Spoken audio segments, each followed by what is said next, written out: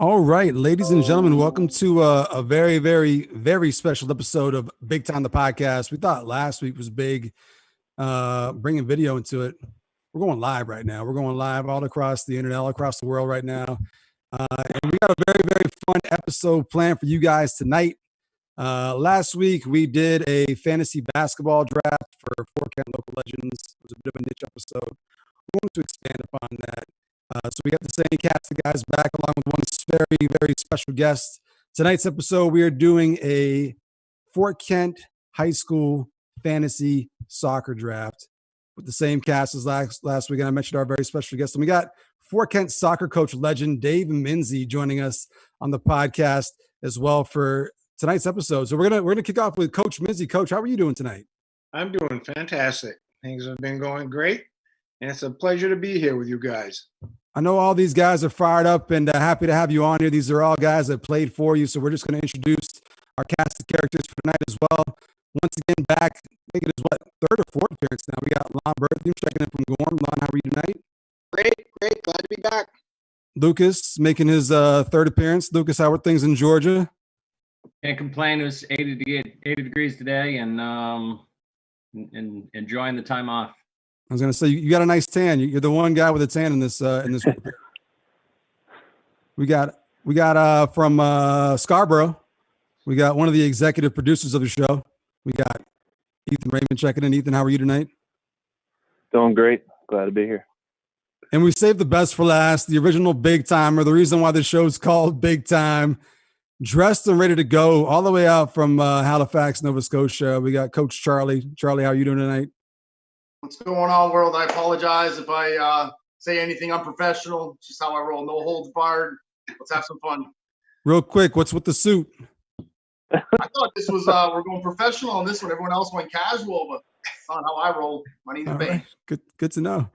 All right, so as we mentioned, Coach Minzy actually coached all these guys here, but this is his first time on the podcast. He's a name that's come up very, very frequently in terms of someone we'd love to get on. So real quick, we're just going to chop it up with Coach Minzy real quick and get some background here. So you coached all these guys. Real quickly, when did you actually begin your coaching career? And was Fort Kent your first head coaching gig? Yeah, absolutely. I started teaching in Fort Kent in 1980. And I assisted the other varsity coach, Terry Carpenter, who had coached there for approximately 30 years. So I started under him probably in 85 and took over as head coach in 87 and coached all the way up until 2003. So I've had a large cast of all of you guys, all you players. But over the years, I've been fortunate to have a lot of players come through, and they're all over the place now, all over the country. Absolutely. As highlighted on this podcast, we got these guys spread out all over the place. So one of the first things I want to do here before we actually get into the draft and get into tonight's episode, I want you to give me your opinion or your take on all these former players here. So real quick, what can you tell us about Laughn Berthiaume as a player, his style? What's the rundown on Laughn? Well, Lonnie was probably my one and only All-American. He was, I think, in his senior year, he was closing in on the scoring leader. He had the most goals, also had probably the most minutes, and not only had he made accolades in All-State, all New England, but he was, if I'm correct, he was like one vote away from being the All-American that year. So probably one of the highest players that we've had come out of Fort Kent. Was he coachable? I mean, did all those things go to his head? It definitely went to his head. Yeah. He had to take him out of the game every once in a while just to let him know that he was normal. Probably would have got All-American if Coach Minzy would have voted for him. But. Yeah, that was the one vote. That was, by the way, the one vote that didn't get him the All-American. But all right. So Lonnie was class of '94, and then we got Lucas here, class of '97. What's the take on Lucas here? Lucas, probably a lot of people don't know that his nickname is Lucas Levesque, and got the winning goal down in Foxcroft, and came out in the paper the very next day that Lucas Levesque won the game. But Lucas was again, Levesque. a scoring threat, and he always was one of the top players, captain from all those years. Very, very good player. All right. He led the league right, in Lucas? being Is that called pretty accurate? offsides too. What's that? He led the league in being called offsides too. Called offside. Yeah, that's right. All right. He had that down pat. Cherry Any picking. any Oh, defense yeah. there, Lucas? You want to defend yourself, or is that accurate? No, I was the granddaddy of them all, cherry picker. I was allergic to defense, high school, college, the whole 9 yards. All right. So, yeah, no, I ain't disputing that. And then we're gonna keep it rolling here in chronological order. Then we got Charlito, class of 2001, who was the king of the offsides trap, right, Charles? That is correct. It's a lethal weapon. So, Coach Minz, what's your take on Charlie? Charlie Bard, probably without a question, I've said this before and I'll say it again, is probably my best sweeper back that I've ever coached. He not only knowledgeable wise, he had everything down as far as we used to run offsides traps. That's when it was really, really big and in the league to run traps. And Charlie had his group ready to go and always did the right thing. So very skilled, and he could play forward, he could play back, but it was always a best thing to have him play back because I always knew that things were locked down back there and things were pretty sure. And he worked very well with the goalkeeper also. So things went very well with Charlie in the backfield. And you might not know it now with the head of hair Charlie has now, but Charles had a full head of hair in high school. Did that bother you at all? Charlie's flamboyant blonde locks back in the day, was that an issue, or are you okay with that?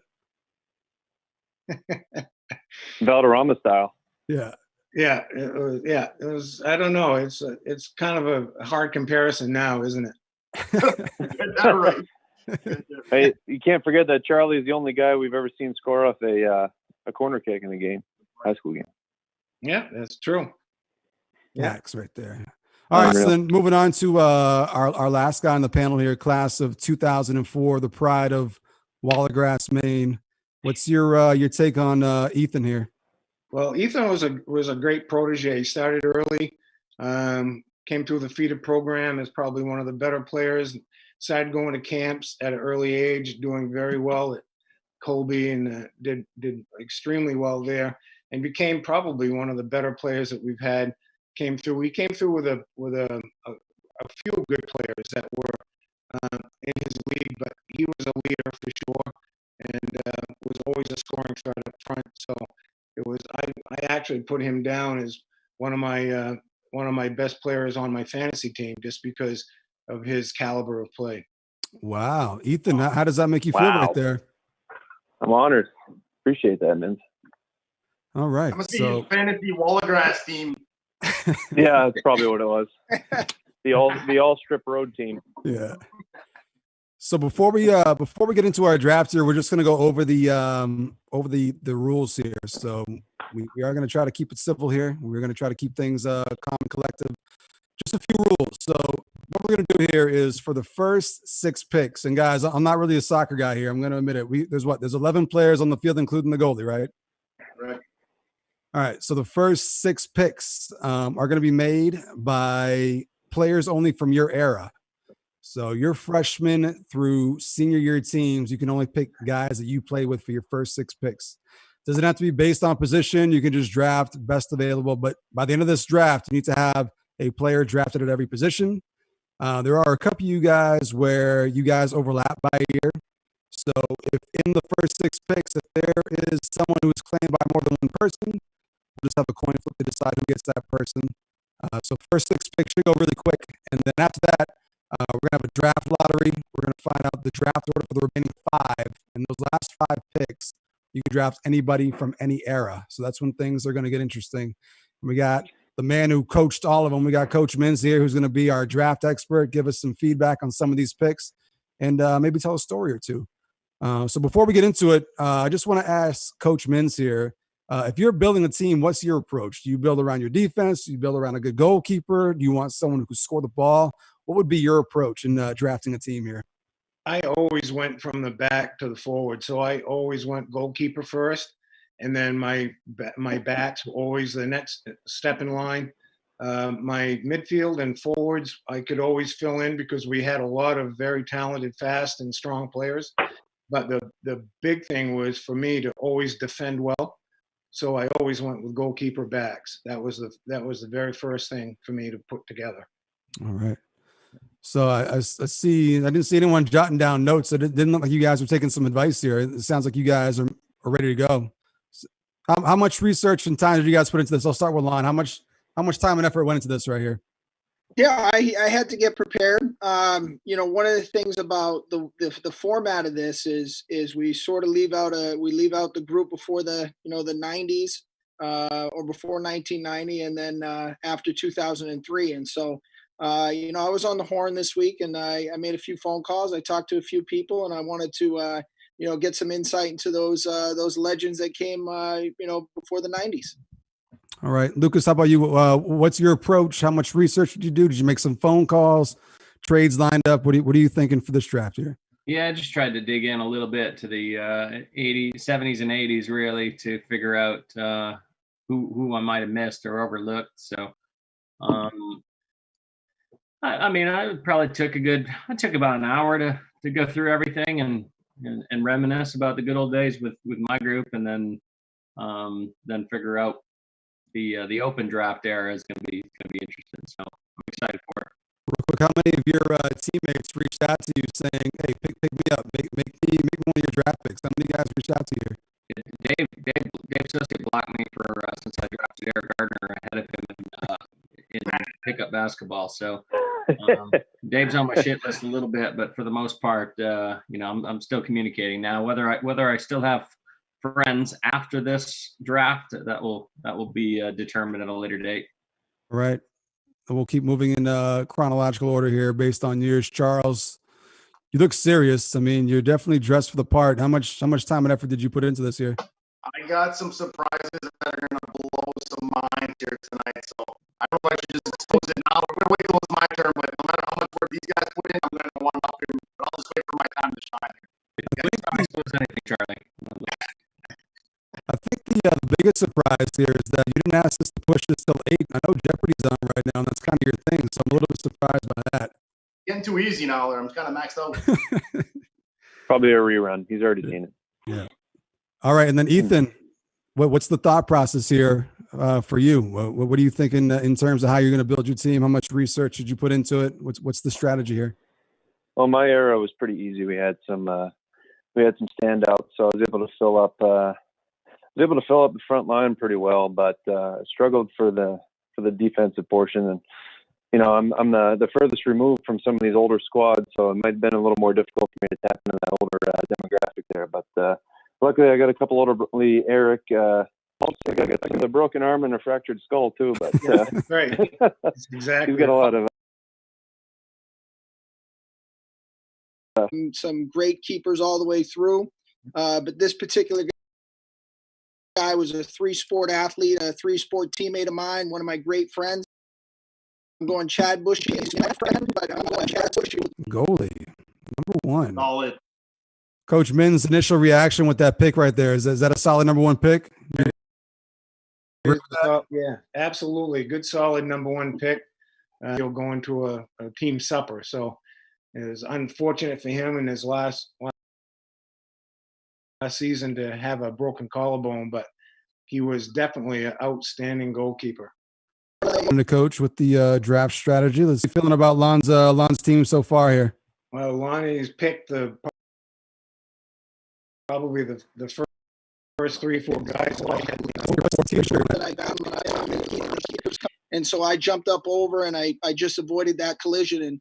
And Tim Desjardins grabbed me by my shirt and he said, "Don't you ever jump over him again. Next time you kick him in the fucking head," and whether good or bad. But I'm going Timmy Desjardins, one of the toughest players I played with.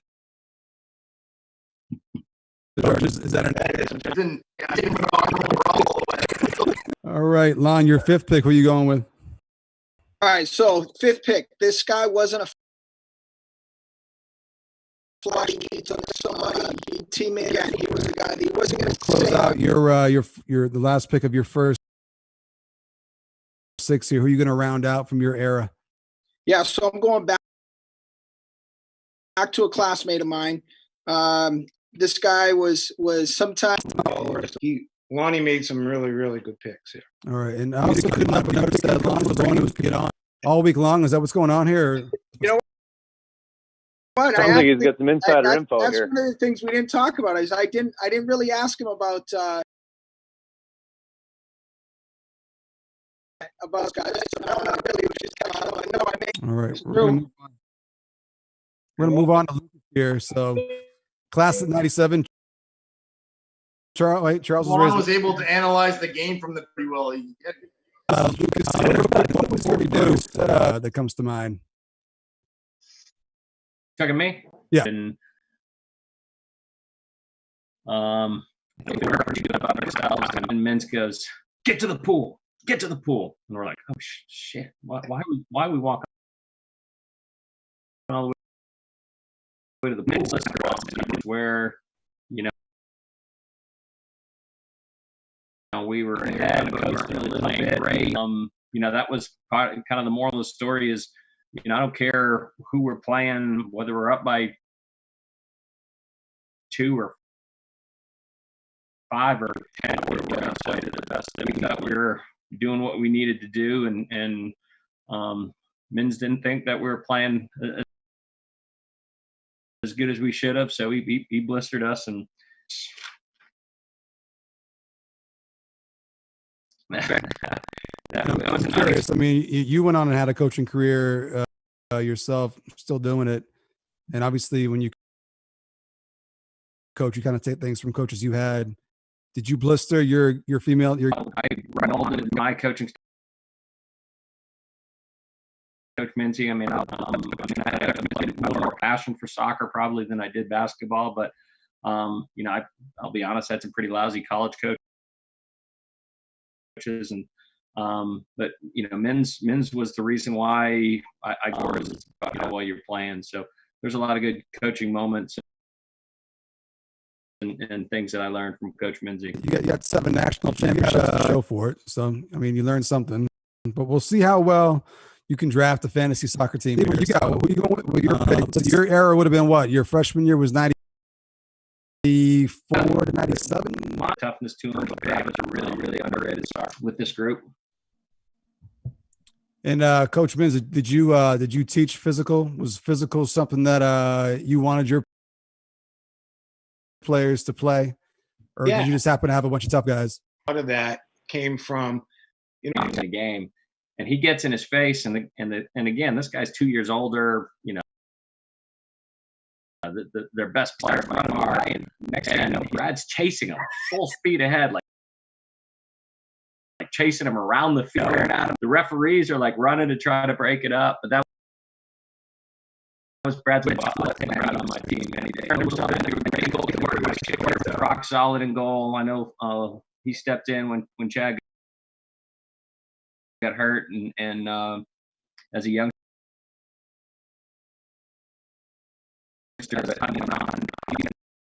by anyone, he could throw the basketball was his love, but you never knew it by watching him play soccer, because he would play every game like that was his one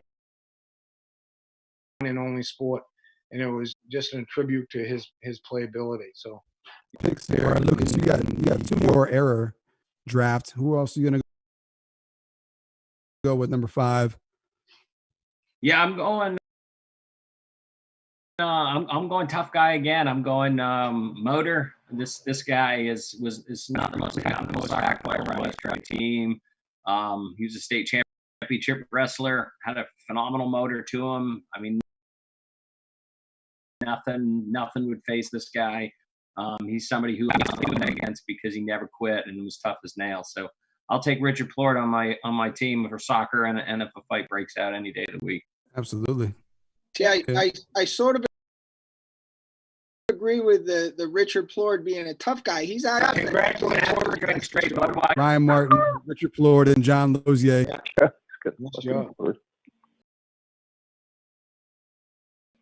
Charlie, Maybe 8 to 2000 for soccer. 2001, with a little more fine tuning. I played with a lot of soccer kid all around.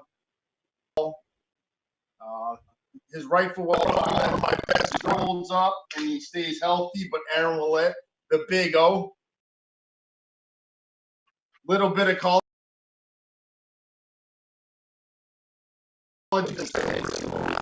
Front, both Kirk and Cody, and really good skills. Kirk was a master of putting the ball on the floor and keeping it on the low corner, so that was really good. Cody just had a big recruit. A lot of colleges down here wanted him. St. Joe's came up to see him a couple of times, and he's in the air. And another thing, there was too many people that could match up with him winning balls out of the air with his head. He scored a lot of goals and a lot of winning goals.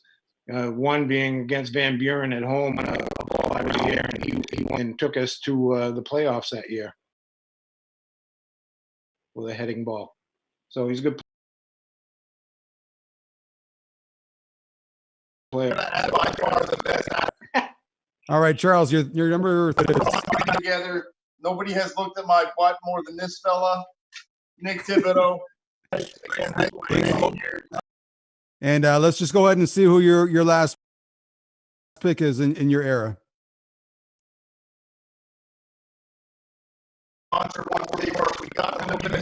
Okay, so we have a conflict here, so we got to get this settled. So Lucas picked John, so did Charles, and you know what? I didn't grab a coin. Stand by for 1 second. We're gonna get this settled here.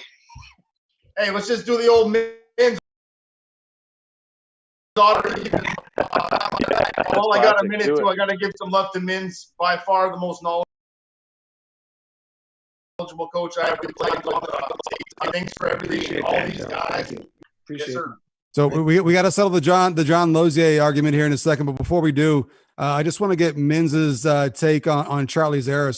So Charlie, your senior year, you guys finished number one in class. They were just frustrated, and they would be in Holton. Sure, he was a timid. He could throw it really good. Rock, paper, scissors, shoot. Charles and Lucas here. We're gonna see who gets ready.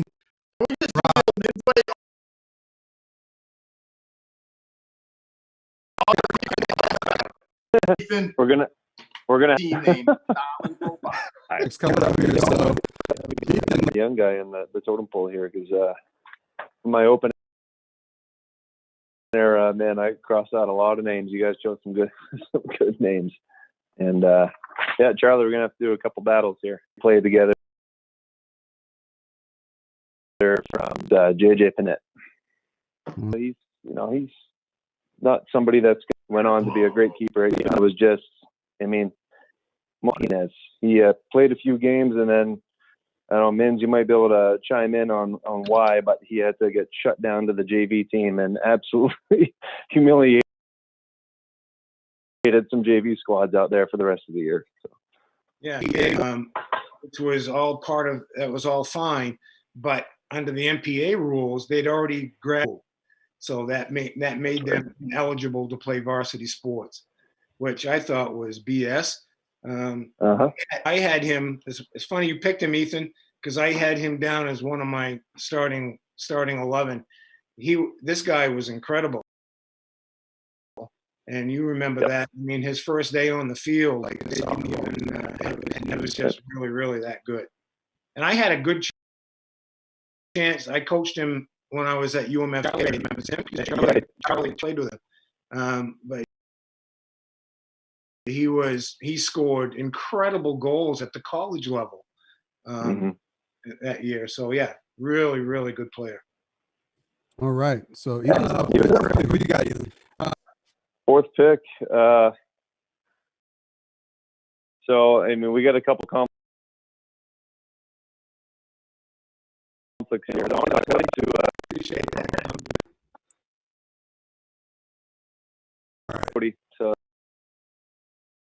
that's another football team. Just an enforcer, and we were going to be losing. I think we were down 2 goals, and he took out his frustrations, just ran full steam, absolutely out. Disputes here to figure out. So the first one is for Anthony Lamar. Coach, who do you want to call it? Do you want Ethan or Charles to call it?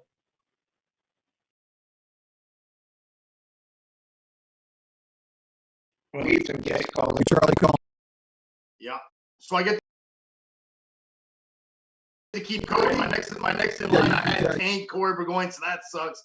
I'm gonna have to go with the man with the largest calf muscles of all time, John Smith. But I ended up going with Corey just because he's so big and fast. I'm gonna put probably, he might even be faster than Cody. Maybe the one person that's fast. Yeah, a lot of guys get talent. Our boy Carson Hartman. The Black Stallion. Wayne. Wow. Black Stallion. All right. We got Corey Tibbs. We got Nick Tibbs. We got Dareplo. Coached a bunch of great goalies. Yeah, and I being a goalkeeper myself, and that's how I also of just great goalkeeping, just from that aspect. And I mean, that's what we surrounded ourselves with.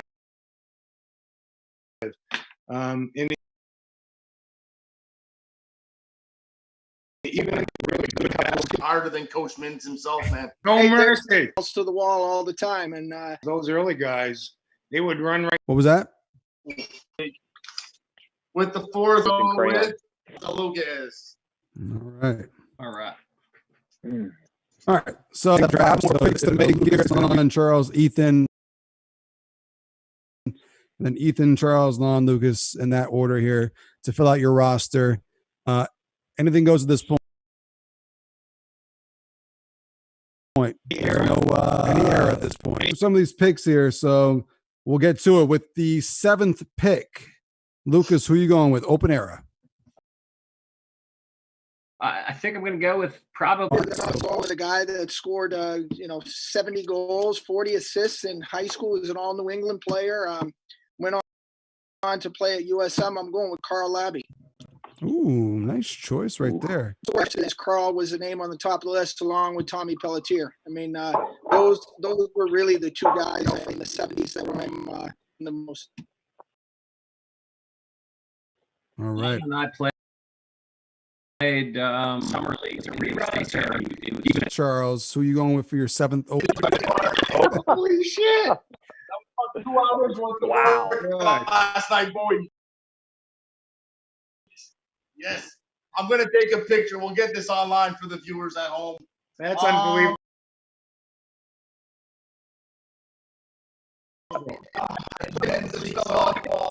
I've heard the tale that he was a soccer player.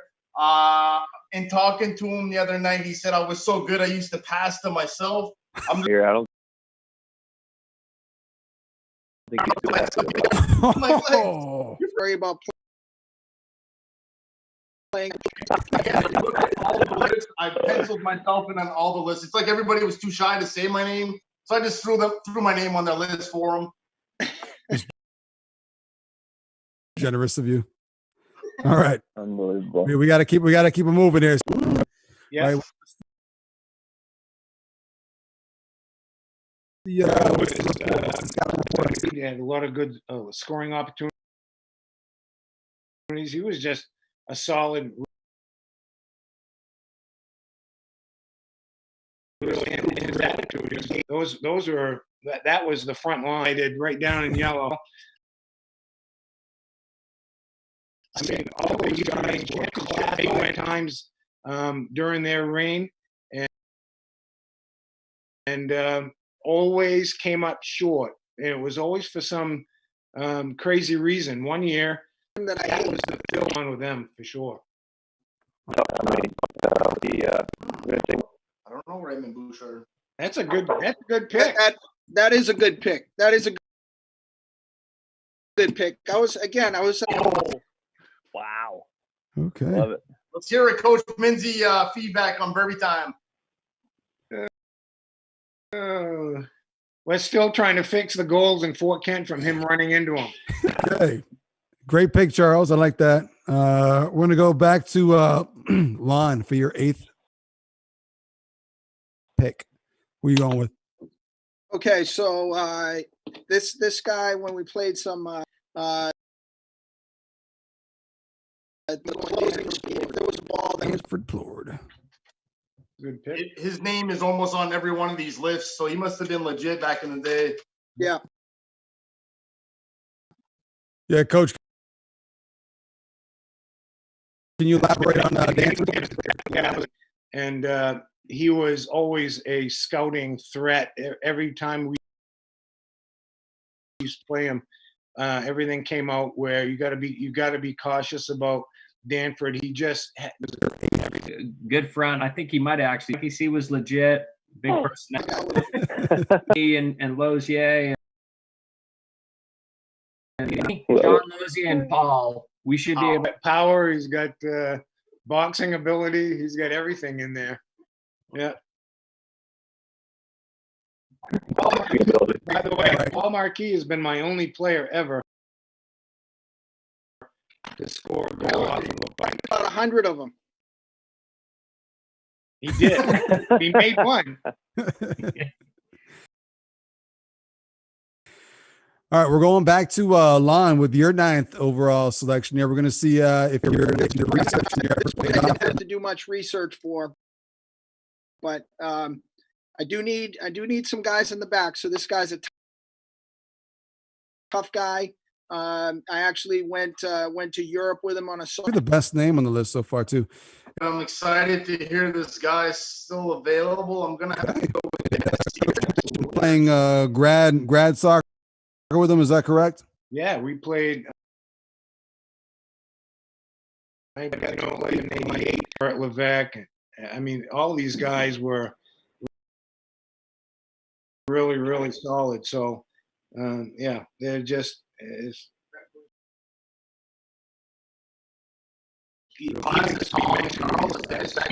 Yeah, Dennis was an all not an All-American. He was an All New England player when he was in high school. So graduating class, we end up with hopefully good goalkeeping. You had all kinds of the things that just make great teams, and I think we went undefeated year after year after year, and then finally won the states in '87. He's a good pick, but I want to stick here. So I'm force Jared McBride, Oh, okay. St. Francis. Yep. Good pick. St. Francis. I'm gonna go back to my era actually. To do some atomic sit-ups. I don't know if anybody remembers those. Atomic sit-ups. I'm gonna go with Jared Boucher for a defensive back. Right. Nice. Did that at Big O's summer party last week. Still around. I need a big. Absolutely. Oh yeah, definitely. I had Still before my time. Lamar. Wow. We got our first father-son Great combination. We got Glenn Anthony. What's the take on Glenn Lamar here? Glenn used to come down to my practice. That was when Anthony was playing also, but he just had so much great insight. He used to work on my players and showing the mechanics of how they can shoot harder, quicker, stronger, things like that. Keeping him the volunteer, and he did that. I don't know how many weeks out of the team. I mean, he was he was a 3. I'm gonna go Tom Levesque. I think Tom was pretty pretty speedy, very well skilled, and kid who will be a nice addition. Round, some nice pick, Lucas. I'm going. I think Got him. Yeah, he's already picked. He's already taken. Yeah, who Lonnie's got got him. Lonnie got. Man, I fell asleep on that one. All right. Well, now, I now think I'm you gonna go. sacrificed Now I'm your really pick. going to go. Same enthusiasm. Guy who, from what I understand, again, is a little older than me, but very good individual. Was a The coach. Leaning up against the goal. Terry Carpenter was leaning up against the goal. It was a really cold night. And Charlie, we were doing a shooting practice, and I don't know why Coach Carpenter decided to lean up against the goal, but Charlie unloaded a shot from outside the 18 and hit him so hard in the head. He never saw it coming. Hit him so hard in the head that it knocked him back about 6 feet. And for about 2 hours after that, he had a brine tattoo right on his forehead. And it was just a real funny story. That was the truth, but he just had an incredible shot. So Can Charlie, you imagine that these guys were talking about playing with today's technology in a soccer ball, the magic that they would have created? yeah, What a yeah, difference. yeah. Don't forget those soccer balls were all plastic panel, and at about 28 degrees during those practices, that thing was brick hard. So Mhm. it hit him pretty good. So. All right, we're coming back to Lon. Your last pick here. Who you going with? Yeah, before I get to that, I'm just going to say this. I remember those brine balls because when you're a freshman and you make the varsity team, you're in the wall at the end of practice when you're practicing free kicks. So I remember those goddamn brine balls. If you ever wanted to jump up into that starting team or show some value, you just had to take one. You couldn't move. If you duck, man, you're never getting off the bench. You can't. So That's how we yeah, built up. I'll also say this: some of these guys that are picked here at the end, Charlie, Paul, Chris Lozzi. I mean, it's just because none of them played with the team captains, or these guys would all be very, very high picks, I think. Yep. All right. No doubt. My last pick. Now we're going by position, so I need to go back to get a defender, and I played with this guy. Solid, tough. Basketball teammate of mine as well. And again, when you can grow that mustache when you're in 4th and 5th grade, I mean, you're going to be a force out there. So I'm going with Brad Courier. So Brad's been mentioned a lot on this podcast with some of the other guys. It's always about his facial hair, but Coach, what can you tell us about Brad Courier? Everyone wants to bring up the mustache, but talk to us about the player. Yeah, that's all true. I mean, he 4th grade had to do a full shave, but as far as toughness, he was always solid, always, first to the ball. He always won the 50-50 ball. We always had a really good result with him. He kind of controlled and owned midfield. So it was good with him there for sure. All right. So moving along in our draft, going to Big Bro Charlito, your last pick. You've got 1,000 names to choose from here. I know. Oh my God, you didn't smash up right from me. I am gonna go on a limb and go with a Mr. Bert Boucher. Okay. On my list. We'll get 2 Bouchers in the draft today. So Charles, real quick, just curious, what would you've done all this research, you got this big board. Do you even know what Bert Boucher's FIFA ranking would be? Do you even know what his rating would be? Or are you just guessing at this point? All I've heard him tell me many times is they did go to the state finals and they lost in corner kicks. So not many teams can say that. But he's played on a state championship team, so I mean, he'll shut Jared down, hands down. Yeah. It's better than Jared. I think he's the one that taught the atomic sit-up.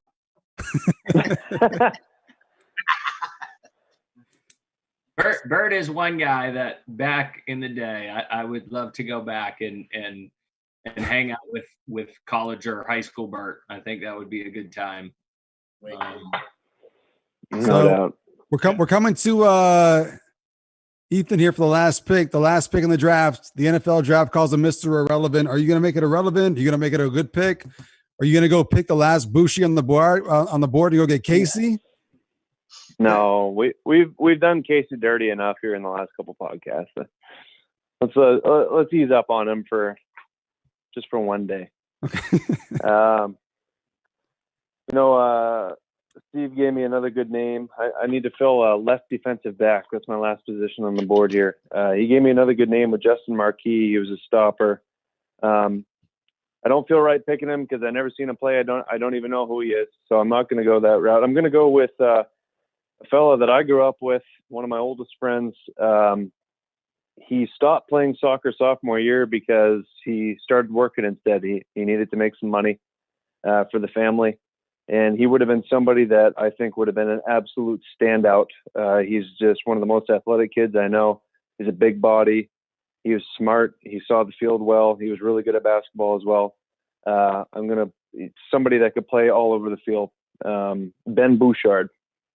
And I know Minzy will know this name because he repeatedly asked me to try to convince Ben to stay on the team and to keep playing and you get the rest of your life to work, play sports. But ultimately he chose the work life. But man, Ben Bouchard was probably one of the best soccer players I ever played with. I think he would be a perfect fit in our team. Okay. So that's the last pick in the draft. We're going to do a couple things before we get up out of here. We got to pick a winner, but we also need to hear Coach Minzy's all-time team. And then we're going to go through that first. So I got a couple things planned. We're going to go through Coach Minzy's all-time team. We're going to rattle out the team names that we just drafted, have them pick a winner. And then you guys are going to put the theory to the test here. Can a really great coach any team to victory? You guys are going to pick a team for Coach Minzy, and we'll see if he could actually coach that team to victory. So that's how we're going to close it out. So Shit. That's coming up. So first things first, I want to go through Coach Minzy's all-time team here, and I'm sure ears are percolating right now. I know these guys are probably percolating. Charles is nervous as hell right now. He's sweating through his suit. Go ahead. You can take the jacket off at this point, Charles. Oh, loosen up the collar, Charlie. Yeah. Do yourself a favor. Yeah. So, Coach Minzy, the floor is yours. We want to hear your all-time Fort Kent team. Guys, do you want to keep to the players he coached, or can it be all-time Fort Kent? What do you guys think? His Coach. call. Coached. Yeah, what I did is I put together during my era. Okay, we'll go with that. So I went with my era, and I'll be right up in front and honest with you. If I had if I could have gone way back, I definitely would have included the Carl Labbies, Tom Pelletiers, but I didn't. I put together just what I had. So starting out of the back, I went with Nick Thibodeau in the goal. Wow. I went with Charlie Bard for sweeping. Charlie. And I went with Travis Delisle, and believe it or not, I put Ethan Raymond back on my right back. Wow. All right. So I got a couple questions before we proceed here. So Travis Delisle was not a name picked by anybody else. What was it about Travis that makes your all-time team here? Travis Delisle, I don't know if the guys who played with him, but he was a Steve Jalbert. He was big, tall, strong, out of the air, winning 50-50 balls. His winning attitude, I think his team attitude was something that he just did not want to be denied. And I always really appreciated that as a coach, that, somebody just put their head down and they would get the job done no matter what you wanted. So I put Travis in there as a back just because he was a strong defender. Real quick, also curious, why'd you put Ethan out back? And Ethan, are you upset with being demoted to defense? I mean, I feel like you want to be up front. What's going on here? Not at all. I'm honored to be on one of Minzy's teams, man. All right, so Coach, what's the thought process with moving Ethan out back? Well, because usually in the early years, you went with big, strong, sometimes slower players that they would win the ball or be able to play the ball big time up the field. And I decided if I was going to go with a fantasy team, I'd want fast, skilled players coming out of the backfield that could overlap and get up forward and score. And Ethan was obviously a good goal scorer. So being able to have that speed in the back really made a big difference putting together. I did spend a lot of time in the 4-4-2 overlapping wing back there. So right. So and then real quick, want to touch on Charles. Charles, you must be fucking thrilled right now to me. I can see the tears coming out of your eyes right now. I'm happy about that, but Ethan playing defense scares the fuck out of me, man. I'm gonna have to pick up so much slack. Me and Travis are gonna be rocking dude up. Ethan's gonna be like, "What do I do? What do I do?" No, I'm definitely gonna be. I'll definitely be hanging up there, trying to score as many goals as I can, and sprinting back on defense for sure. And then Charles, are you okay with keeping Travis in line back there too? Oh, absolutely. I never played soccer with him, but I'm sure that we get along just fine. And I'm very surprised with the Nick Tibbs pick. That's a huge honor for my goalkeeper. Nick and I played 6 years together, maybe 7. So very honored to have my keeper in there too. Good pick, Minz. Yeah, and Coach, Tibbs is unreal. What was the thought process keeper. of going with Tibbs? We mentioned all the great goalkeepers you had. What was it about Nick? I think just that era was magical for us. Really, I think we had a lot of great wins. And I kind of took Nick under my belt. We went to camps early. He went to USM camps, went to Kobe. He was just a sponge. He really absorbed everything that was happening and became really developed into a great goalkeeper. So was his brother, Corey. He watched people like Sean St. Peter and Chad Bushy. He was just, I think he was a observer of the game and put it into his own. He became just a real classy goalkeeper. And I thought he would be a great keeper to start us off for our fantasy team. All right. And it's because Minz talked to Carla and Gary, and that's their favorite son. So they people. That's true. That's all true. All right, we're gonna keep the picks moving here. I think Lucas and Laughn are nervously sitting there like, did I make the team too? I mean, the other two team captains have been picked off the board. You guys got to be sitting there just shitting bricks right now. So we're gonna see what Coach has in mind for the rest of his picks here. Well, they gonna know that they're on the team, so that right away. Steve Jalbert out of the stopper back position. I don't think there's anybody that played that position quite well as he did. Just his ability to get up and back and all over the field, and really incredible about playing. The big thing that I really liked in the middle of the field was like players that could get up and win headers. And especially in hitting targets or scoring goals or redirecting. And Jalbert was really good at that. So I put him at my stopper back. The two midfielders that now I'm setting up in a 4-4-2. My two midfielders were Chris Lozier and Bart Plord. Those two guys were workhorses. Some of you probably didn't know Chris or didn't play with Chris, but he was my leading goal scorer in 87, 88. He basically won the game of our semifinal game down in Camden Rockport, had a hat trick, and just kind of right from the very start, 14 seconds into the game, scored a goal. Just his ability to be all over the field. He was my penalty kick taker, just like Lonnie was. So that I went with him, and Bart was obviously. Everybody knows Bart. He was a strong, solid player. Put him in the midfield. Then on the two outside wings, I went with Lucas on the right and Paul Marquis, Ryan Martin on the left. And the reason I put Ryan Martin in there is because of the throw-in ability. And he was obviously a good goal scorer too. But Lucas and Johnny Lozier could play that right wing. Paul Marquis Ryan could play the left wing. And then I went with Laughn Berthiaume and Adrian Marquis as my two strikers. I thought that would be, there's no weakness on any part of the field. We're quick, we're fast, out of the backs, solid in the midfield, good goalkeeping, score 1 million goals. So that's basically my fantasy team of 11. I do want to tell you, though, I had like 27 names that I could have put here, and not lose a step. we could have substituted anyone. We just had that many good players. But that was my basic 11 right there, starting 11. Charlie. Yep.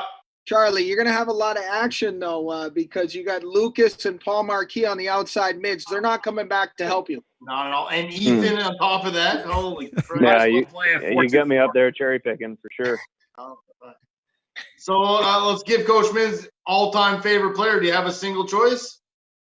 All time? Oh, wow. Oh, no. All time? No. You gonna do that to him? No. No Just way. pick me. Make it easy. No. Pick me, Coach. Pick me, Coach. That's ruthless, Charlie. I'll tell you, every single year held something magical about it. All the years that I coached, and I could probably I could give you probably the minute and the time and what they were wearing and everything else about each one of those seasons. They were all really, really good. Best team. Who do you feel was top to bottom, 1 through 11, the best team you ever coached? It's tough because Lonnie's team was great. Obviously Charlie won. We were number 1. Obviously Charlie and I's team fell apart. A little unlucky. I'm not going to go there, but that first team you had. What do you think is top to bottom? Do you think the best team or the team that had the most potential out of all of them that you had? Now, are you asking me the teams that you picked? What's the best one, or the team that? No. Just like the '89 team, the '84 team, '97 team. Like what turns out as top to bottom was probably that I had. I mean, obviously the first group, the Paul Marquis, Charlie Albert, Chris Lozier. I mean, that's a good team. Lon's team was fantastic. What would you say? What do you think is your best? I don't know. That's a real tough one. I mean, I can name you all 5 that we went to the Eastern Maine Championship, and obviously we didn't win it, but all 5 of those years, 88, 93, 95, all of them, every one of those teams were, in my mind, probably we brought it up to a team that I thought was the best team then. And then 2 or 3 years later, we'd have another team that was just awesome. So it's tough for me to pick one overall team. And I'm going to renege on that and just say probably the 5 years that we went to the Eastern Maine Championship were the 5 best teams that I had. And you guys accept that? You guys okay with that? Gotta let the accolades speak for themselves. I played on 3 of those teams, and the funny part is the 3 teams that I played on that we went to the Eastern Maine final, I wouldn't be able to say which was the best team either. Yeah, it's tough because everybody has their own. You remember the game down in Ellsworth, Lonnie? Were you that game where Doug Taggart hit the goalpost and knocked it back about 3 feet? Yeah. He hit us, and that was that. That get picked tonight. What's that? Charles, what did you say, Charles? We lose Charles. Canadian didn't get brought up tonight. He was on the list. Doug Taggart didn't get picked. Yeah, he's strong workhorse. But anyway, yeah, he was on my list too, actually. That Eric gave me. Yeah, those 5 years were, incredible for me. So I would have to go with. I just can't pick one of them because each one had its own merits. That's fair enough, but we've got to pick a winner for tonight here. So we got to pick a winner when it comes to these fantasy teams, and what better guy to pick than the coach himself. So we're going to run through these teams real quick. Okay. And then we're going to do something fun before we get up out of here. So real quick recap for Team Laughn. We got Chad Boucher, Steve Jalbert, Adrian Marquis, Tim Desjardins, Aaron Berthiaume, Ben Collins, Carl Abbey, Danford Plord, Thurston Vazin, Glenn Lamar, Brad Courier. Solid work. That's a tough team. From an experienced coach. He knows how to put together a team. That's one. Team Lucas. We got Brad Saucier, Corey Tibbs, Bart Plord, Ryan Martin, Richard Plord, John Lozier, Tom Pelletier, Mike Charette, Paul Marquis, Tom Levac, and Charlie Albert. So just a ton of great names as we run through these here. Team Charlito. We got Cody Daigle, Kurt Levac, Aaron Willett, Nick Tibbs, John Smith, Phil Labby, Burby Time, Dennis Sear, Chris Lausier, and Bert Boucher. And then finally for Team Ethan, we've got JJ Panette, Derek Plord, Carlos Martinez, Antoine Lamar, Corey Burgoyne, Carson Hartman, Steve Perro, Raymond Bouchard, Jared McBride, Jared Boucher, and Ben Bouchard. So, Coach, you got to pick a winner out of those 4 teams. Okay. Who's going to win the fantasy tournament here? Okay, I'm going to narrow it right down. Give me Lucas's and Lonnie's team again. All right, Lucas and Lon. For Team Lon, we got Chad Boucher, Steve Jalbert, Adrian Marquis, Tim Desjardins, Aaron Berthiaume, Ben Collins, Carl Labby, Danford Plord, Thurston Vizin, Glenn Lamar, and Brad Courier. That was Team Lon. Okay. Team Lucas, we got Brad Saucier, Corey Tibbs, Bart Plord, Ryan Martin, Richard Plord, John Lozier, Tom Pelletier, Mike Charette, Paul Markey, Tom Levac, and the doctor, Charlie Albert. Tough. You ready? Oh, we're all sitting here. We're ready to go. We're ready. We want to know. Looking at both of these, really, really, really close. They're both really close, but I would give Lonnie's team just a little bit of an edge, just because of the strength of character. That's 2 weeks in a row. That's 2 in a row. Hey Tommy, let's stop inviting Lon to this. We've had a good run with him. If you had picked Lucas's team, then I was going to ask, what if the coaches were playing? What if the coaches were playing? Yeah, so what if Lucas played for Team Lucas and Lon played for Team Lon? Shit. Yeah. Lucas dropped the board. I didn't have to go there. I didn't have to go there. Yeah. I'm going to give you the edge, Lonnie. I'll give you the edge. Totally different. So, what was it about? What was it about Team Lon? What was it about Team Lon that gives him the edge? Well, I think he had a great combination of the legend players that were really good at that time, and then all the speed and the power from the younger generations that were not only goal scorers, but they were solid at each one of their positions. I think that what probably just gave it a little bit of an edge. Is that what gave him the edge, or is it the phone calls that he made to you earlier this week that gave him the edge here? That was a $50 check. That was the Canadian money comes out. Look at that.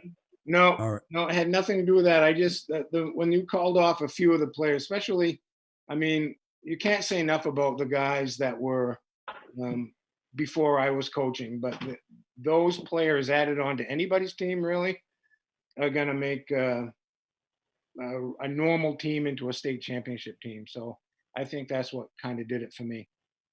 And I know for Charles and Ethan, they don't even care that they weren't even in the final 2. They're just happy they made your all-time team. Those guys are tearing up over there. They're just so proud. Charlie's going to run upstairs and tell Amanda here after this is done. He can't wait to run upstairs. He's so happy right now.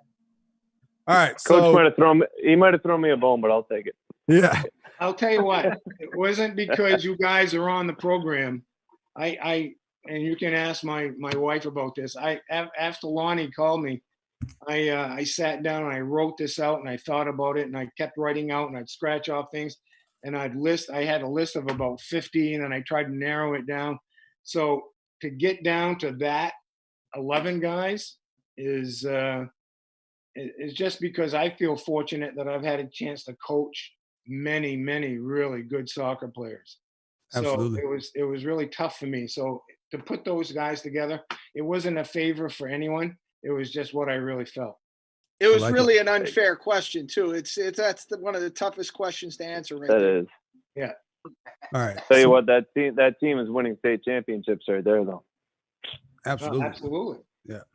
Yeah. So before we get up out of here, we're gonna do something fun. So they always say, you know, a great coach can coach anybody to victory. A great coach can impose his will and his style and turn any team into champions. So Charlie's got a shit ton of names on his board, but what we're gonna do here is you guys are gonna draft Coach Minzy a team real quick of straight ringers, and we'll see if Coach Minzy could coach this team to a playoff berth.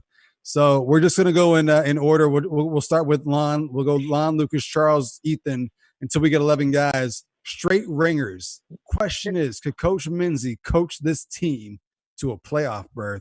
Laughn, who are you giving for his first ringer? Can I take somebody and put him in a position? Yeah, do whatever you want. I'm open to whatever here. All right, so I'm gonna go in the goal. Lucas Levesque. Oh. You know what? He might get over there, though. I'll tell you that much. Lucas, are you even capable? Are you even capable of playing goal or what? My hands are money. All right, Luke. Jumping and doing anything athletic. Minz is already like, oh shit. Fuck, I got. All right, Lucas. So who are you gonna draft? Look, I'm gonna tell a quick little story on this one here. This guy was a pretty good player. Had some speed to him. Had a wall of grass. But this guy. So it's my first varsity experience. We're playing Caribou. Caribou has this kid who's just a little bit on the meathead side. You know, he'd punch himself and he'd do all crazy stuff. Coach, I don't know if you remember Eddie Cowan. Do you remember Eddie Cowan from Caribou? I know that name. This guy was a little off, and I was petrified. I was like, I'm like 95 pounds on a good day, and I'm like, man, this guy's crazy. Like he's gonna break me out there. And I go over and I remember like, man, there's something wrong with this guy. And Kenny Marquis goes, watch this. And he wrecks this kid. And he gets up and he kind of starts laughing to himself. And the guy says something to him. And next thing you know, the guy gets the ball again. And Kenny comes in again and wrecks him again. And but Kenny was just one of those guys. Kenny was a good player. Kenny was one of those guys that would just always go after the biggest guy on the field and just screw with him, just for the simple fact of, you know, seeing if he can get in his head and pick a fight and everything else. But we give you Kenny can do some, but give you a little bit of toughness as well. All right. So we're gonna go to Charlito. Who are you gonna give Coach Minzy here? I'm gonna go with the only professional athlete maybe to come out of Fort Kent. He's a lefty. He's a professional wrestler. I'm gonna go with Vaughn Taggart. A great one. Okay. All right. Gotta get Vaughn on the podcast. Oh yeah, definitely. Yeah. All right, Ethan, who are you going with? You know, he's got some speed. You know, he's got a great soccer IQ. But he's going to be a challenge up front. At forward, I'm going with Charles Bard. Oh boy, That's tough on corner kick. Charles, you're okay with that though, Charles? That's how you started off your career, right? Back in the day, you were a striker. One of the best goal scorers I know. Oh, here's the story how I went from offense to defense. Coach Minz needed a defender freshman year. Anyone want to play defense? Yeah, I'm a striker. I'll play D. Boom. The rest is history. Thanks, Minz. We're going back to the top. Year was when everybody was still 5'5". We'll go back to the top. So you guys will each make 3 picks for men. So Laughn, back to you. All right, so Lucas is going to need a little bit of help back there, and so he's going to need a sweeper that is tough. Not only is tough, but looks tough. So we're going with Big Red Tyler Berthiaume. Holy shit! The muscle. Hey, you better hope the sun's not out, because that's going to burn his skin. He's not going to be able to play that well. Oh, fuck. So, Coach, how are you feeling after the first 5 picks? Are you confident with this team? Can you coach this team to victory so far, or what? I don't know. We're kind of weak in the goal. I don't know. The rest I can handle. All right, so we're going back to where we at? Lucas? Yeah, this guy primarily played center back through the years, but what I'm going to do is I'm going to put him up front. I'm going to make him shave his back, but I think Bert Raymond could be a pretty good forward for you. Once we lose Bert Raymond. 15 pounds of hair. Oh. So I'm going to go Adams himself, Bert Raymond, up front. Up front, okay. Charlie, we're back to you here. Bert Raymond was one of my brother's picks too. The key to success is having a strong keeper, sweeper, and a stopper. So with Lucas and Tyler, I need a speedster at the stopper. I'm going to go with Casey Bushi. He'll be marking people. Took my pick. Oh, shit. Those fluorescent cleats, I think he's going to get the job done. Dream team right here. Ethan, we're back to you. Well, he took my pick. Let's see.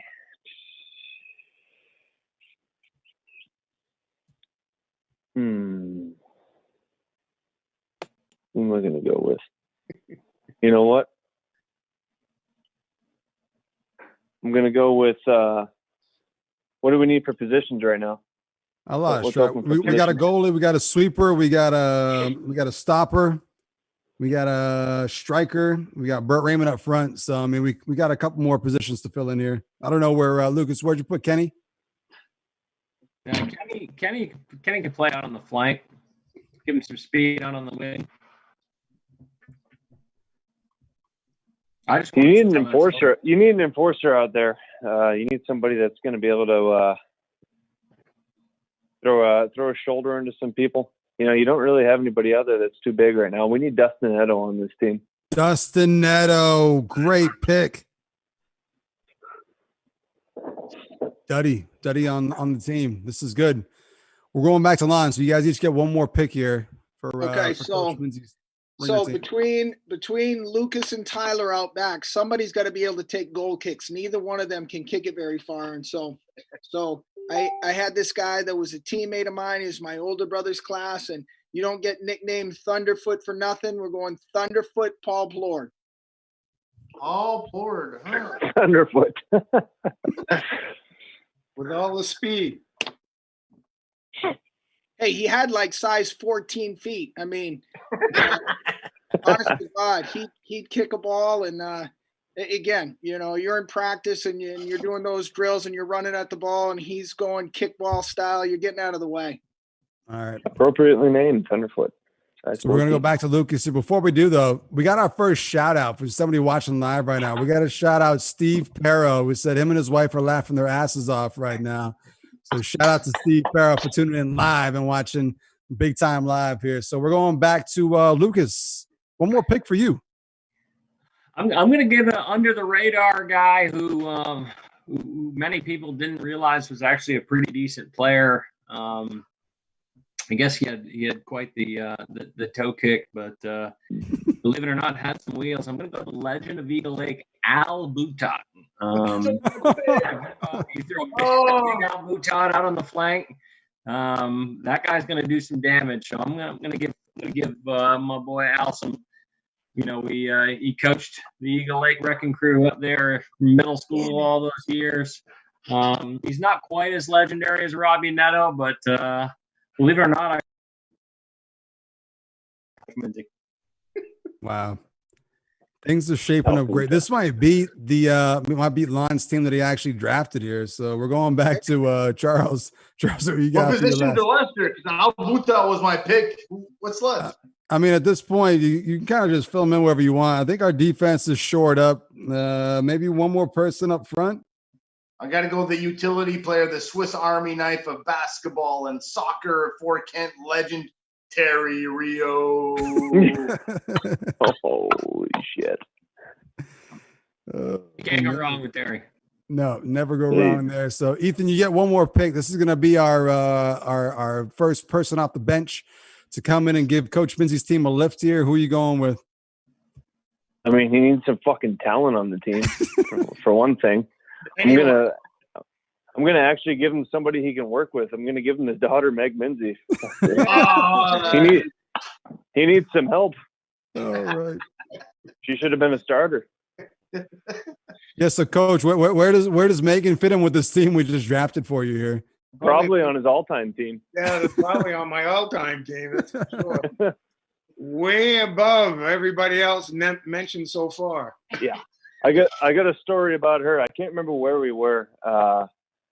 Shit, I think it was one of our longer road trips, so somewhere in the Bangor area. I think John Baps, and it was one of those trips where it was the boys varsity, girls varsity, and she had 2 PKs that game. The first one, she put it left pocket, perfectly placed, and I mean, usually when you get your second PK, you think maybe I'll switch it up a bit because the goalie might be on to me. She went right back to the left pocket, but even cut it a little closer and kissed it off the friggin' post.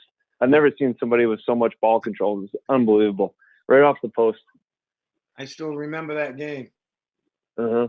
Yeah. So, Coach, I'm curious. This team we just drafted for you, where do they rank with some of the teams you coached? Can you coach these guys to a playoff berth? Okay, middle school or primary? All time. And they could make it in Class C. Maybe Ashland JVs. we could possibly go 500 with them. I like it. Optimism right there. So we're coming up on the end of the episode here. So I'm gonna give our guys one last chance to tell either a Minzy story or anything they want before we get up out of here. We're coming up on actually 2 hours. 2 hours flew by. I don't know about you guys, but we're coming up on 2 hours here. Time flies when you're having fun, but we're going to give you guys one last chance to say something. It could be about Coach. It could just be about your soccer days, but I'll give you guys the floor. We get up out of here, starting with the winner of tonight's fantasy draft, Laughn. Yeah, I'd love to have a story just to roast men's, but really it's just going to be I mentioned earlier, I played on 3 teams that went to the Eastern Maine final, and as I got older and older and older, I wanted to be that guy on the team to bring a state championship home. Being so close so many times, I knew he had been that close more often than I was. And as a player, wanting it so much for somebody else, it wasn't like I only wanted it for myself. I wanted it for him. But that was the leadership and the team chemistry, the team culture, all those things that as a coach I've grown up and realized that are important. I mean, those are things that I had early. I had great leaders, great mentors, and I appreciate everything you did for me. Thank you, Lonnie. That means a lot. Thank you very much. Appreciate that.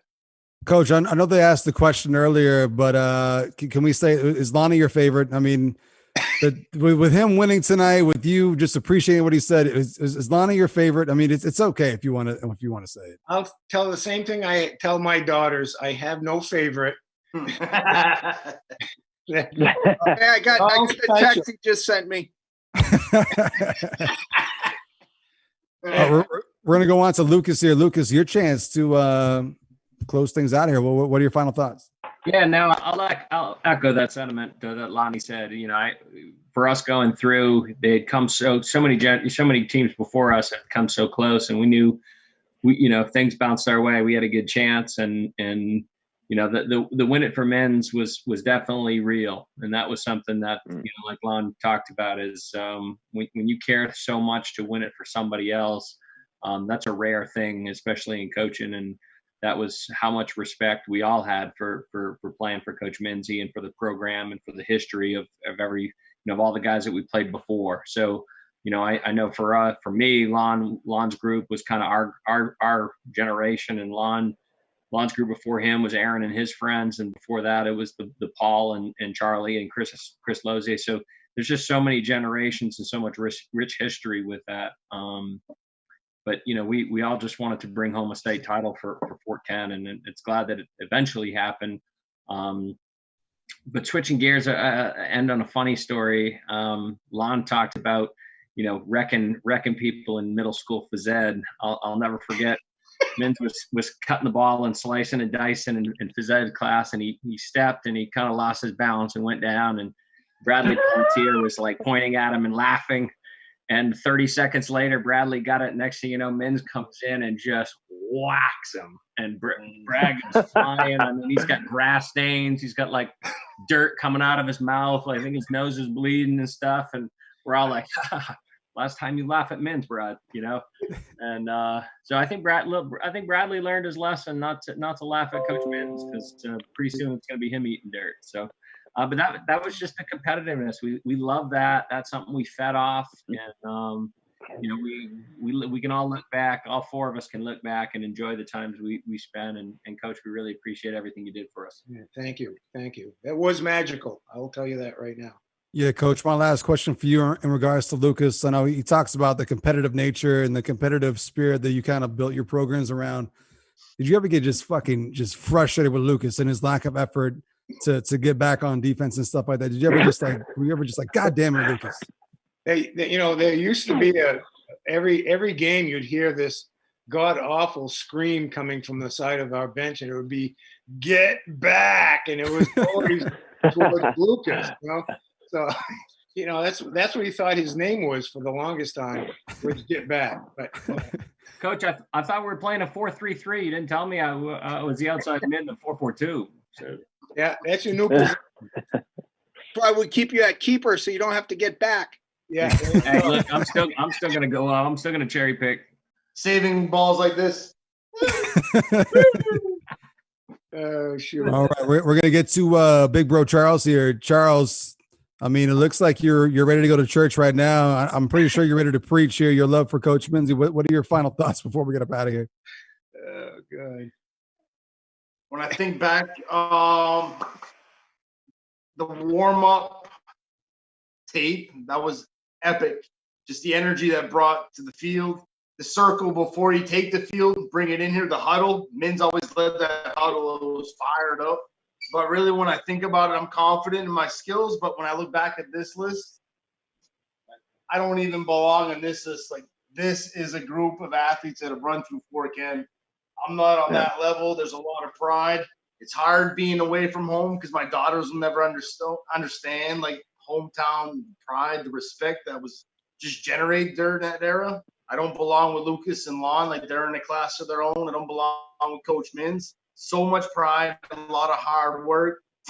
Happy to be part of this podcast, just as my brother's plus one, basically. So, Coach Minz, Laughn, Lucas, Ethan, you're some good people. This is good, man. This is great. I love it. One love to everyone. Thank you, Charlie. That was really nice. Coach Vince, can we make Charles feel better before we get out of here? Yeah. Does he belong on that list? No, Charles belongs not only on that list, but he should put his name near the top of that list, because he earned every single bit that he played.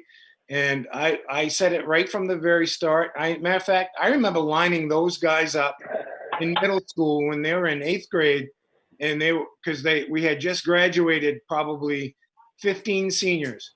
And I told them, I said, if you guys commit and you play strong, you're going to play both the JV level and you're going to play the varsity level. And by the time you're juniors, you're going to be in the Eastern Maine Championship and state final.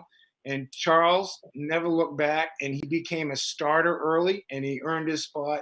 Nobody gave it to him. He deserves that number one spot. He's a good player. Thank you, Coach. Nice words. Charlie's full of shit. He's not on the list. I saw your list, Charles. You wrote your name first. Top of the list on every one of them.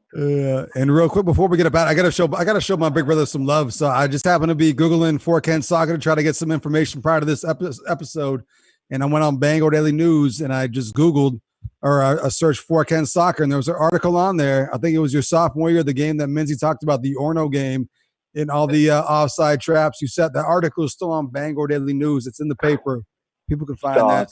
Shout out to Big Bro, my man right there. That was awesome. And Charles, real quick, what was your nickname in high school? Puffball the sweeper. All those big golden locks. Charlito, Puffball, the Super Bowl. Fort Kent's finest. My guy. Life is good, my friends. Good times. All right. And Mr. Big Time also. The reason why it's called Big Time. Shout out to Charles. We're going to move on to Ethan. Ethan, your final thoughts before we get up out of here. Oh man, honestly, I can't think of a teacher or a coach that had a bigger impact on what it meant to be a leader and just instilling the camaraderie with their peers and everything. It's when you say play for men's, it's a real thing. Like you want to win for yourself, but it was like when you played for men's, you wanted that success. You wanted to play for men's. You wanted to win for men's. And I can't think of a better instance when I think we were down at home 2-0 to Van Buren of all teams. You never want to lose to Van Buren, especially at home. And I had a PK and I was lining the ball up. I stepped back and I was about to kick, and Minzy yells. He says, "Ethan, fucking bury it." And I'm like, trust me, Minz, the last thing I want to do is miss this PK right now. So, and I did bury it, but we ended up coming back and winning 3-2. And I remember at the end of the game, Minz was like, he had us huddled up and he says, "Guys, you played your asses off. You had me really worried there for a second. Don't ever fucking do that again." But it was so true. It's all we wanted to do was win for men's, and you really taught us what it meant to be a leader and to appreciate our teammates and to appreciate each other. So hats off to you. Thank you. Appreciate that. All right. So before we get up out of here, we're going to let Minz take the floor, but I think I didn't get a chance to play for Coach Minz, but I had him as a phys ed teacher. I had him as a middle school basketball coach, just a great mentor that touched the lives of a lot of individuals just in Fort Kent in general. So shout out to Coach Minz. We've been wanting to get him on the podcast for so long. We went for 2 hours. We might have a spinoff and do a solo episode with Coach Minz. We're going to try to work that and maybe try to work that into getting Megan on, because Megan deserves an episode in her own right, as Ethan highlighted. So just a talented coach, a talented father, a talented teacher. So thank you to Coach Minz. But before we get up out of here, Coach Minz, the floor is yours. You can say the last words before we get up out of here.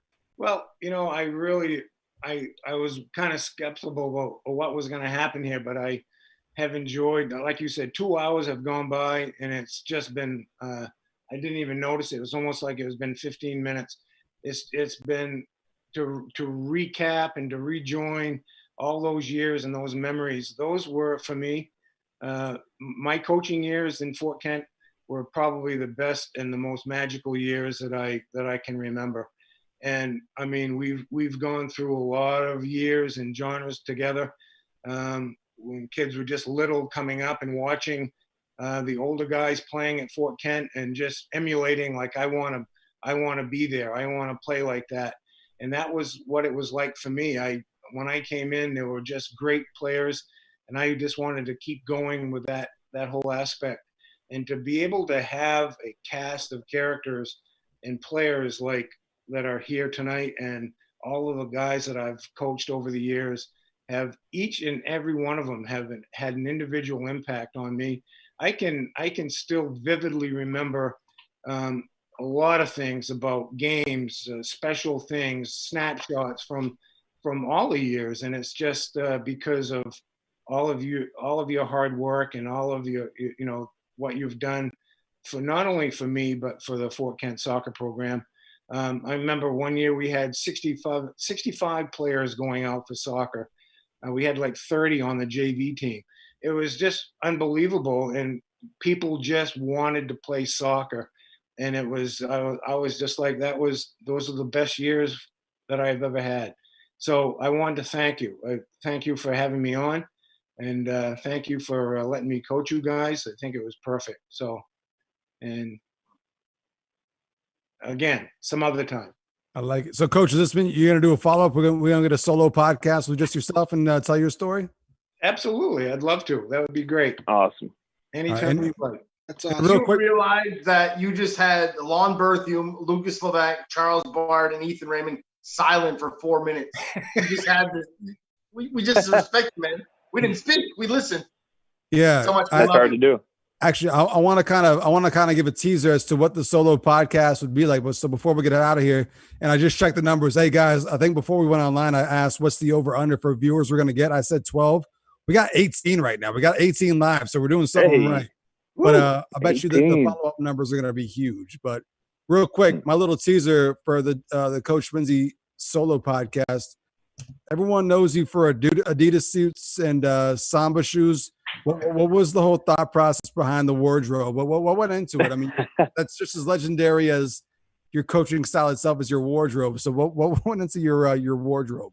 Yeah. Don't forget the Oakley sunglasses. Oakley sunglasses. Yeah. My wife put together my whole ensemble, so I didn't take any credit for that. But no, it was basically that all came from soccer camps. Everything from I watched other coaches, what they had and what they were wearing, and a lot of that came from there. Early years was a lot of coaches coaching around the state and what they were wearing. That's basically what I chose myself. So I like it. that was it. I got one more question for the guys before we get up out of here. We used to do this early on. Like Laughn was season 1, Ethan was season 1, Charlie was season 1. We always ask this question, and Charlie just kind of triggered this question here. So I'll go around the room. Charles, what were you drinking tonight for tonight's episode? Wow. I had vodka tonic in this one. I had coffee brandy in this one. And a clear whiskey on the rocks on this one. Who's next? Ethan, what were you? What was your drink of choice tonight? I'm a Scotch guy. I was drinking out of this bottle of Glenfiddich right here. Oh man, high class. Got about half of it gone. Lucas, what was your drink of choice tonight? I just stuck with Modelo with the coronavirus. I almost had Modelo. Switched gears with the Mexican beverages and rolled with Modelo. Laughn, can you say? I mean, I know you got an image to protect. You're a teacher. You're a coach. That's okay. I'm gonna go out on a limb. Fran used to drink the Natty Lights, and I've stuck in the Natty Light family. I'm with the Natty Light seltzer tonight. There you go. And Coach, do you care to share what you were sipping on tonight, or do you want to pass on that? No, local brewery down here, Shipyard Brewing. I had a couple of summer ales. Nice, great choices all around. Cheers and send us out, Tom. Cheers to What's all. that?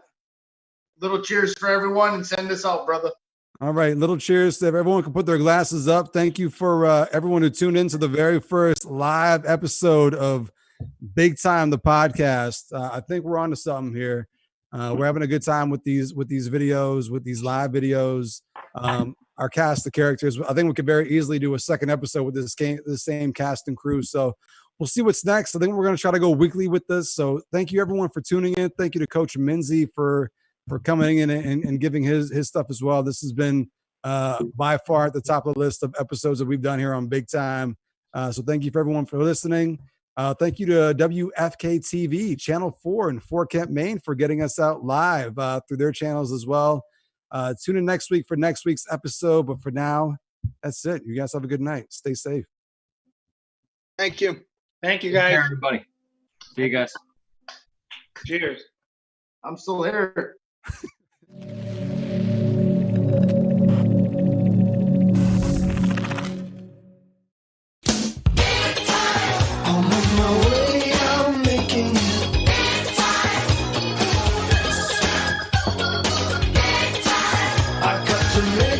Sure.